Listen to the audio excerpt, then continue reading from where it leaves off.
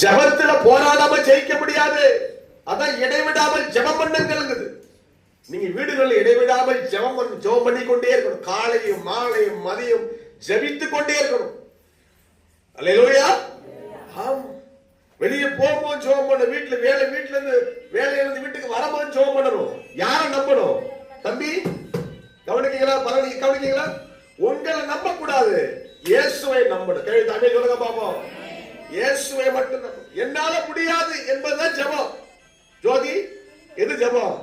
என்னால முடியாது என்று யார் நினைக்கிறாங்களோ அவங்க தான் ஜெபிக்கிறாங்க. சித்ரா, அல்லேலூயா.